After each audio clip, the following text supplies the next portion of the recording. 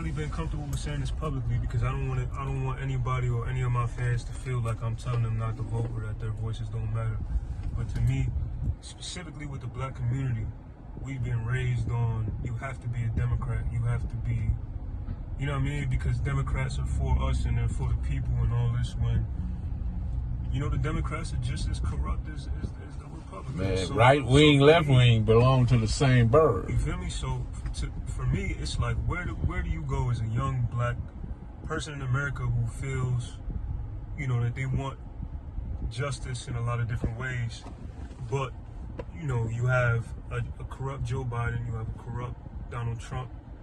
Both of the vice presidents are corrupt in their own ways.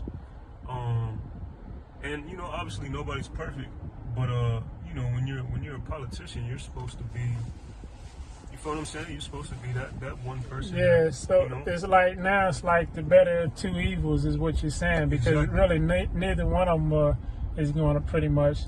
Who knows if for years we haven't really been getting any results from both parties to an extent. I mean, but. Yeah, and that's true. But I think the most important thing now is that when you got a conspicuously racist president who's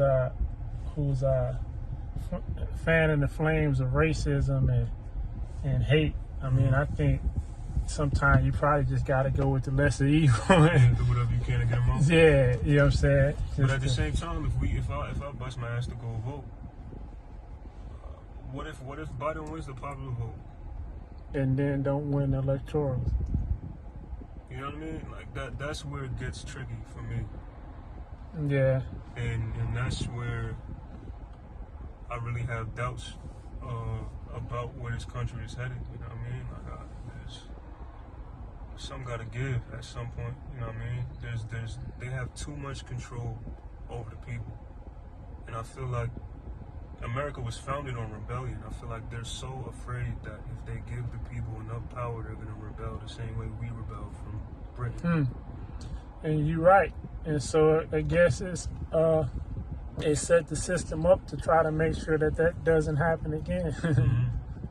And that's the way they'll maintain their stronghold. Yeah. So, I mean, I think the best thing we can do right now is just do whatever we can. This one. We just got to try to make the system work for us as best as we can. Sure, the decks are stacked against us, but, you know what I'm saying? But, shit, I'm sure we can figure out a way. We're strong enough to figure out a way to make it work for us. Yeah, absolutely. That's why I feel like we just got to start in the communities. We got to tell them, young dudes, go out and vote for the people that's in your community. So when you get caught up in a situation where, the DA is a racist person, if you voted for your DA who's going to cover your case, maybe it's going to be somebody who understands what happened in the case and is not just looking at, you know what I mean? Yeah. Like the Breonna Taylor case, for instance. If those people in Louisville voted for, you know what I mean, a DA that was a little more progressive, then maybe she gets justice a little quicker than it's been. Yeah, you're right. So let's start voting in our local communities. I think that matters more than the presidency. It does. It does. You're absolutely right. It does, because a lot of times the people that we come in contact with and the laws that we come in contact with are pretty much based off local laws and elections and not even federal.